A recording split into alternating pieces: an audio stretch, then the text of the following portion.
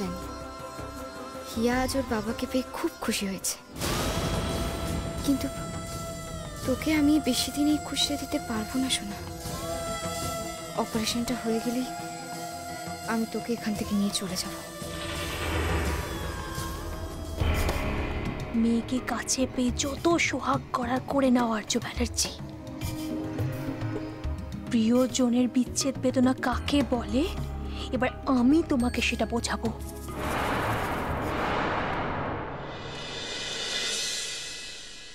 বড়নাথ বউ, ওরে ও বড়নাথ বউ, কোথায় গেলি? আমার তো বড় খিদে পেয়েছে, আমি খিদেটা তিষ্ঠতে পারছি না। কোথায় গেল বলো তো? কি হয়েছে? কি হয়েছে? একটু শান্ত হন না। বিপিন তো জল খাবার করছে, দুধ গরম বসিয়েছে, দুধটা গরম হয়ে গেলে আমি আপনাকে দুধ মুড়ি মেখে দেবো। দুধ মুড়ি খাবে আজকে? আরে বাবা, আজকে বড়নাথ বউ এসেছে, ওর হাতের ফুলকো ফুলকো গরম গরম লুচি আর আলুর দম খায়গা। আহা টামি গো, একদম আমার মনের কথা বলে দিয়েছে আমাদের সবাইকে। বলতে হয় অমলা বুড়ি বিজয় বৌদি। আচ্ছা আমি ভুল কিছু বলেছি বলো তো? বেশ ফুলকো লুচি আর কড়াইশুঁটি দিয়ে আলুর দম, কিন্তু দিয়া কোথায়? ওই তো রান্না করবে।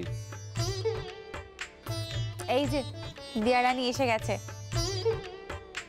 এই যে দিয়া, তুমি শুনেছো তোমার উপরে কি দায়িত্ব আরোপ করা হয়েছে?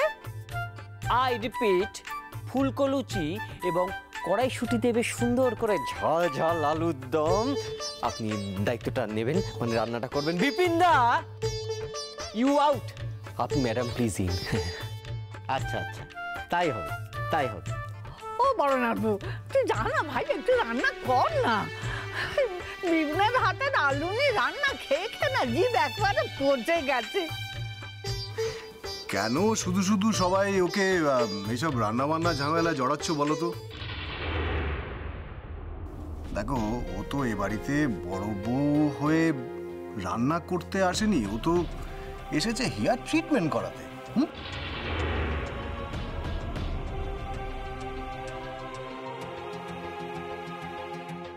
কি দিয়া, এইসব ঝক্কি কি তুমি নেবে? কি দরকার আছে এসব রান্না বান্না করার, তাই না? কি দরকার ছিল মানে? তুমি খেতে চাও তো আমার হাতে রান্না? আমি তো খেতে চাই, নিশ্চয়ই খেতে চাই। মা যদি রান্না করে, মা যদি লুচি বানায়, আমি কম করে হলো 10টা খেয়ে নেব। থামবো তুমি? হ্যাঁ সোনা, মায়ের হাতে রান্না খেতে তো খুব ইচ্ছে করে, কিন্তু কিন্তু আবার কিসের কিন্তু? নো কিন্তু। মনিমা তুমি? আমি তোমার মায়ের হাতে রান্না খাওয়ার জন্য তো আমি তো এক পায়ে রাজি। ভালো টাম্বু তুমি? খাবো খাবো, 10 ঘন্টা খাবো। কাকাই? আমি তো খেতে চাই। ব্যাস মিটে গেল। বাড়ির সবাই যখন খেতে চায় তখন মা তোকে কিন্তু রান্না করতেই হবে। তাছাড়া আমার মা খুব ভালো রান্না করে, শুধু রেগে গেলে রান্না একটু বেশি ঝাল দিয়ে দেয়।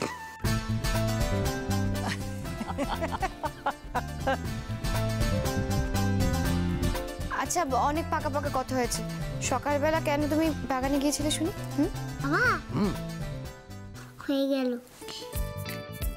লুচি করতে হবে শুনে মা একেবারে লুচির মতো আগে ফুলে দেবে, তারপর আমাকে বুকে বুকে একশো করবে। এই যে ফিস ফিস করে কি কথা বলা হচ্ছে? আমি কি জিজ্ঞেস করছি, তুমি শুনতে পাচ্ছ না? সুন্দরগঞ্জে থাকতে রোজ যেমন পিত্তির বাগানে ফুল কুড়োতে যেতাম, বাড়ি ফুলে দেবে বলে, আজও সেরকম নিজেদের বাড়ি বাগানে ফুল কুড়াতে গেছিলাম। এই দেখ কত ফুল। যাই বাবা, তাড়াতাড়ি বজরংবলীর পূজাটা দিয়েছি। আমি লাড্ডু না দিলে তো বজরংবলীর ব্রেকফাস্টই খাওয়া হবে না। আরে বাবা, এবার তো কোল থেকে নামাও। ও হ্যাঁ হ্যাঁ, আর আর যা বললাম মনে রেখো।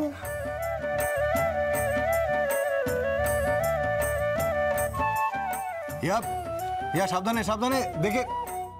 বড়রাজু, তোর মেয়ে দেখ, মেয়ে কত ভালো, কেন সালিশি দিয়ে গেছে। আজ তোকে রান্নাঘরে যেতেই হবে, রান্না করতেই হবে। রান্না কর মুপুরি।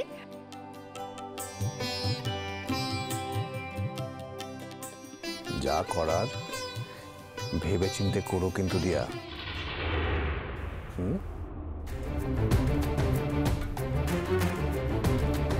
হ্যাঁ, আমি রান্না করব। আপনার কোনো প্রবলেম আছে? ওয়াও, কাল বাড়ির চাবির দায়িত্ব নিয়েছে আর আজ হেসেলের দায়িত্ব নিতে চলেছে।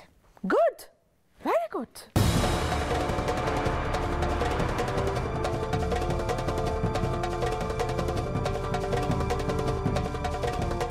সেটাই তো স্বাভাবিক।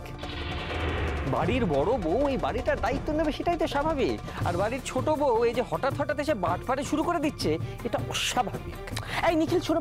সর্দি ভাই, বলছি যে মেঘ বৃষ্টিকে তো কোথাও দেখছি না, ওরা কোথায়? কেন মেঘ বৃষ্টিকে তোমার কিসের দরকার? আমার দরকার মানে? সর্দি ভাই, মেঘ বৃষ্টি যেরকম তোমার ছেলে মেয়ে, ওরা তো আমারও ছেলে মেয়েরই মতন। ওরা কোথায় আছে সেটা আমি জানতে চাইতে পারি না? এই বাড়ির ছেলে মেয়েগুলো যখন 5 ইয়ার্স ধরে স্ট্রাগল করে যাচ্ছিল, তখন তুমি কোথায় ছিলে মাদার ইন্ডিয়া? আহ নিহার, একটা সহজ প্রশ্নের উত্তর সহজভাবে দিতে পারো না? আশ্চর্য। দিয়া, ওরা কাল রাতে বাড়ি ফেরেনি।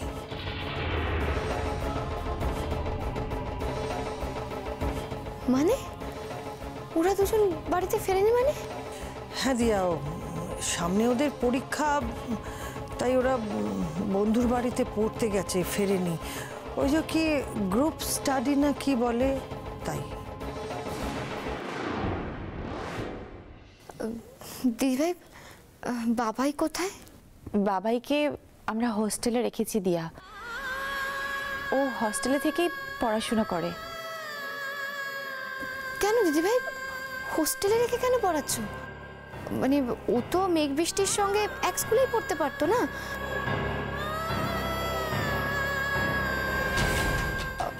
অবশ্য তোমরা যা ভালো বুঝেছো করেছো, আমার কি আর এইসব নিয়ে কথা বলার কোনো অধিকার আছে? না না দিয়া, এই কথা কেন বলছো? তোমার তো অবশ্যই অধিকার আছে, 100 ভাগ তোমার অধিকার আছে। মেঘ বৃষ্টি যে স্কুলে পড়ে সেই স্কুলটা নিশ্চয়ই ভালো, কিন্তু বাবাই আসলে হস্টেলে থাকে, মাসে একবার করে এখানে আসে। মাঝে মাঝে আমি আর তোমার মেজদা ভাই ওর সাথে গিয়ে দেখাও করে আসি। ও, মেজদা ভাই কোথায়? মেজদা ভাইকে তো কাল থেকে দেখিনি, কোথায় গেছে মেজদা ভাই?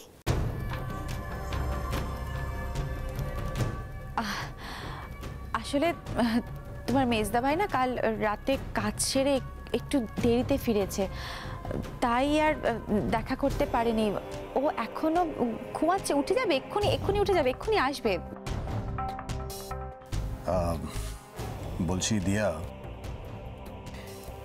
তুমি যদি এভাবে সবার খবরাখবর নিতে থাকো, তাহলে তো তুমি এই বাড়ির সবার সাথে আবার জড়িয়ে পড়বে।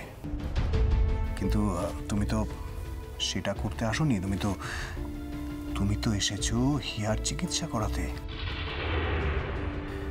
আর চিকিৎসা হয়ে গেলেই তো তুমি আবার ফিরে যাবে, তাই নয় কি? যাই, আবার দেখি মেয়েটা আবার কি করছে একা একা ওদিকে। ও বড়রাজু, এই বড়িটাকে কতক্ষণ আর না খাইয়ে রাখবি ভাই? যা যা, দুটো রান্না করে দে ভাই, আমি একটু খাই। আমাদের সকলেরই দিয়ার হাতে রান্না খেতে খুব ইচ্ছে করছে, কিন্তু ও তো এই সবে এলো, আর কটা দিন না হয় বিশ্রাম নিক। শুধু শুধু কষ্ট করে। কি কথা কথা বলো দেখো, রান্না করতে নাকি কষ্ট হয়। হ্যাঁ, আরে বাবা, মেয়েদের রান্না করেই তো তার সবচেয়ে বড় বিশ্রাম হয়, জানো না? বড়নাথ বউ, তো রান্না করতে কষ্ট হবে? না ঠাম্মি, হবে না। দেখ, রাঁধুনি যখন পাওয়াই গেছে, ভালো মন্দ রান্না যখন হচ্ছে, তখন আমার জন্য কিন্তু ভালো কিছু রান্না করো, ওকে দিয়া? আর হ্যাঁ, তেল ঝাল মশলা কিন্তু আমার রান্না একদম চলবে না, ওকে? ডায়েটে আছি।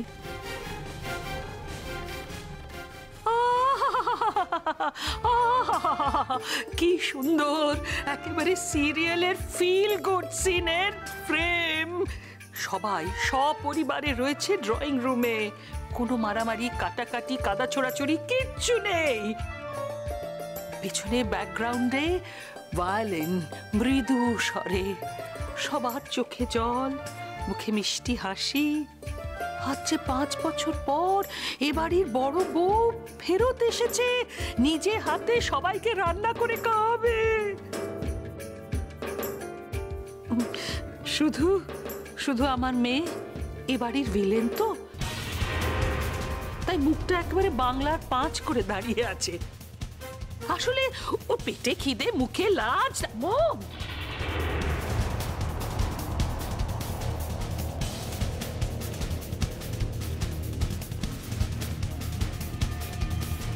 বজরংবলী, তুমি তো আমার বাবাকে খুঁজে দিলে। তোমার যদি কিছু হারিয়ে যায়, মানে যদি তোমার গদাটা কোনোদিনও হারিয়ে যায়, আমাকে কিন্তু বলো, আমি খুঁজে দেবো।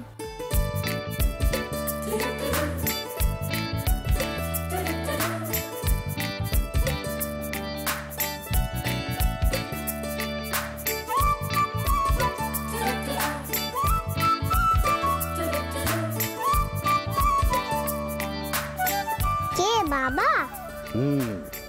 বাবা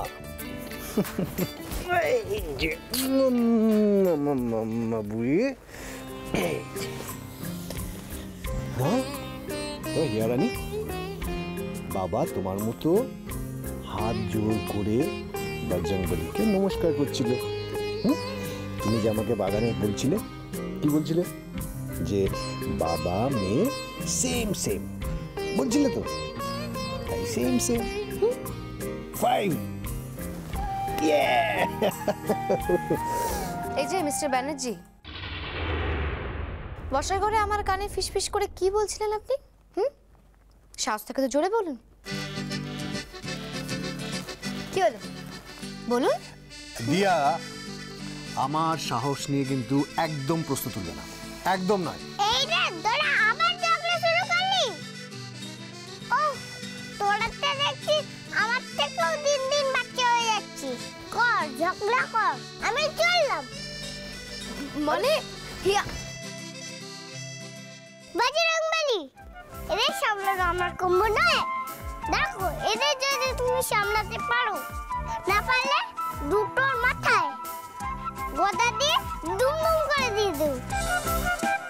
আমি চললাম, গুড বাই। হিয়া, হিয়া শোনো। দেখলে তো, দেখলে তো, তোমার জন্য মেয়েটা পর্যন্ত ঘর থেকে বেরিয়ে চলে গেল। আচ্ছা, আমার জন্য বেরিয়ে গেল, আর ঝগড়াটা কে শুরু করলো শুনি? হ্যাঁ, তোমার কি মাথা খারাপ হয়ে গেছে? না না, আপনি আগে এটা বলুন যে হিয়াকে গরম জামা কাপড় সোয়েটার কে? ও, তার মানে এটা আপনারই কাজ, তাই তো? আপনি আগে বলুন, আমাকে না জিজ্ঞেস করে আমার সুটকেসে হাত কেন দিয়েছেন আপনি? হ্যাঁ, তোমার সুটকেস মানে? আমার যতদূর মনে পড়ছে, বিয়েতে এই সুটকেসটা আমাদের দুজনকে কেউ একজন গিফট দিয়েছিল। হ্যাঁ, আমার। দেখুন মিস্টার ব্যানার্জি, আমি এই বাড়ি থেকে খালি হাতে বেরিয়েছি, তার মানে ওটা আমার সুটকেস, আমার। বিল আছে, বিল। এই যে শুনুন, বাজে কথা বন্ধ করেন, আমার কথার উত্তরটা দিন। আমার সুটকেসে আপনি হাত কেন দিয়েছেন? আমার মেয়েটা বাইরে ঠান্ডায় কষ্ট পাচ্ছিল, তাই ওর জন্য গরম কাপড় বের করেন। আগে না, ওটা আমার মেয়ে। আর এই কথাটা আপনাকে কতবার বলতে হবে? হ্যাঁ, আমি তো তাই বলছি, তাই তো বলছি, আমার মেয়ে। আপনার নয়, আমার। আমার শুধুমাত্র আমি ওর দেখভাল করব, আমি ওর দেখাশোনা করব, ব্যাস। তাই তো। হিয়া তোমার মেয়ে, তাই একমাত্র তুমি ওর দেখাশোনা করবে, ওর ভালো মন্দের কথা ভাববে। তাহলে মেঘ বৃষ্টিও তো নিহারের ছেলে মেয়ে, তাই তো? তাহলে মেঘ বৃষ্টির ভালো মন্দ ভাবার দায়িত্ব নিহারের। তুমি কেন ওদের চিন্তা করো? কেন না বলো বলো, কেন করো, কেন? এটা আবার কোনো যুক্তি হলো নাকি? হ্যাঁ না না, তুমি ওদের কথা ভাবো, কারণ তুমি ভাবো যে নিহারের প্রশ্রয়ে মেঘ বৃষ্টি বিগড়ে যাচ্ছে। ভাবো তো, ভাবো, তাই তুমি ওদের কথা। তুমি তো রক্তিমের কথা জানতে চেয়েছিলে, তাই না? হ্যাঁ, তুমি হয়তো এটাও ভেবেছিলে যে রক্তিম জীবন যুদ্ধে হেরে গিয়ে হয়তো এরকম একটা অসুস্থ পথ বেছে নিয়েছে, এভাবে অসুস্থ জীবনযাপন করছে, তাই না? দেখো দিয়া, তোমার অনেক কিছুই মনে হতে পারে, তাতে কার কি এসে যায়? কারোর কিছু এসে যায় না। দেখুন আপনি কি বলছেন আমি কিছু বুঝতে পারছি না। মেঘ বৃষ্টি বিগড়ে গেছে, তারপর মেজদা ভাই অসুস্থভাবে জীবনযাপন করছে, মানে কি বলছেন কিছু বুঝতে পারছি না আমি। তোমার তো বোঝার কোনো দরকার নেই দিয়া, কোনো দরকার নেই। তুমি এসবের মধ্যে ঢুকতেই যেও না। তুমি এক কাজ করো, তুমি হিয়াকে সুস্থ করতে এসেছো তো, হিয়ার ট্রিটমেন্ট করাতে এসেছো, তুমি বরং সেটাতেই কনসেন্ট্রেট করো, বাকি আর কিচ্ছুতে তোমার ঢোকার দরকার নেই, রাইট? বর্দা ভাই আসবো? আরে নিখিল আয়। আমি না নেট ঘেটে কয়েকজন বড় বড় হার্ট সার্জনের নাম, চেম্বার অ্যাড্রেস এগুলো সব নোট করেছি, তুই একবার কাইন্ডলি দেখে নিবি please. Nikhil, thank you so much. আজকেই না রাসবিহারীতে একজন বড় ডাক্তার বসেন, সন্ধেবেলা 6টা থেকে 9টা। তুই বললে আমি অ্যাপয়েন্টমেন্ট করে নিই। হ্যাঁ হ্যাঁ, আজই অ্যাপয়েন্টমেন্টটা নিয়ে নে, আমরা আজই হিয়াকে দেখিয়ে নিয়ে চলে আসবো। হিয়া একবার সুস্থ হয়ে গেলে না বাড়িটা আবার আগের মতো হয়ে যাবে, তুই দেখিস। আমি সত্যি বলছি দিয়া, তুমি একদিনে এসেই না বাড়িটাকে অনেকটা পাল্টে দিয়েছো, বাড়ির পরিবেশটাকে আবার সে আগের মতো করে দিয়েছো, বিশ্বাস কর। এই বাড়ির স্বাদ গন্ধ মানে ফ্লেভারটা পুরোটা পাল্টে গেছে, সেই আগে যেরকম ছিল, হাসি ঠাট্টা মজা। আর এই ফ্লেভারের যে কি ঝাঁজ, সেটা আমার থেকে বেটার কে জানে নিখিল? No comments. আমি বরং গিয়ে অ্যাপয়েন্টমেন্টটা ফিক্সড করে দিই। হ্যাঁ দিয়া, একটা কথা ছিল তোমার সঙ্গে। দেখো বর্দা ভাইয়ের সঙ্গে তোমার রাগ, অভিমান, ঝগড়াঝাটি যা কিছু বাকি আছে, তুমি বরঞ্চ বর্দা ভাইয়ের বুকে মাথা রেখে মিটিয়ে ফেলো। ভাইয়া, ও ভাইয়া, আপনার জন্য ভাইয়া এতটা পেয়ে গেছে।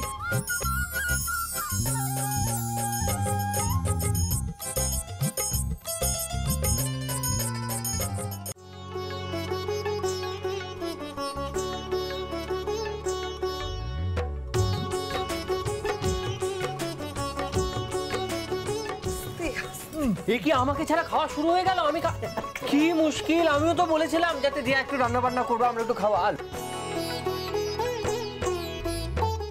সবাই তো খুব চাকুম চুকুম করে খাচ্ছে, কিন্তু যে মেয়েটা এত কষ্ট করে রান্না করলো তার রান্নার প্রশংসা করছেন না কি মা?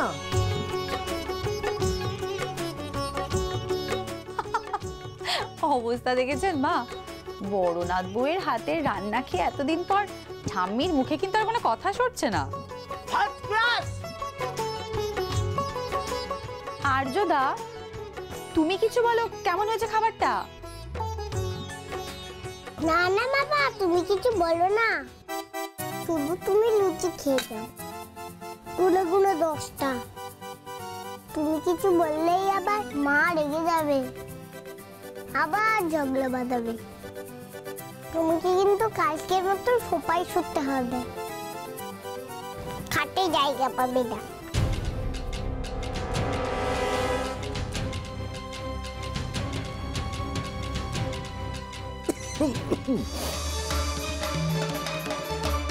জল খা, জল খা, জল খা। জলটা খাও।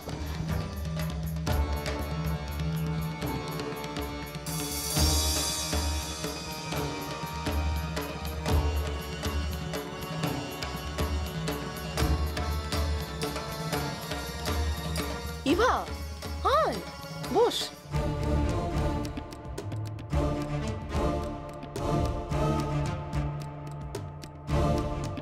বাবা, দিয়া এত ভালো রান্না করেছে যে দাদাভাই খেয়ে ভীষণ খেয়ে গেল। বড়দা ভাই তো শুধু বিষম খেয়েছে, তুমি তো ভিড়মি খাবে।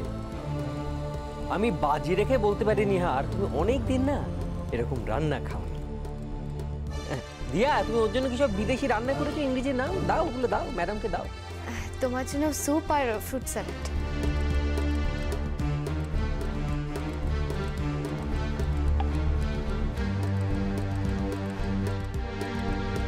টেস্ট করে দেখি কি ঘোড়ার ডিম বানিয়েছো।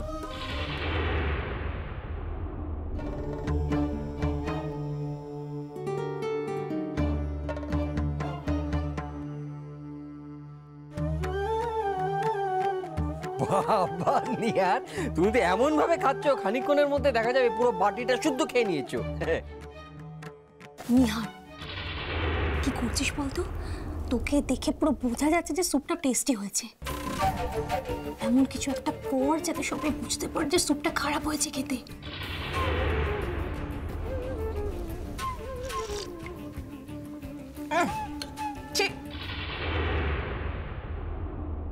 কি বানিয়েছো এটা? পুরো নুন পোড়া।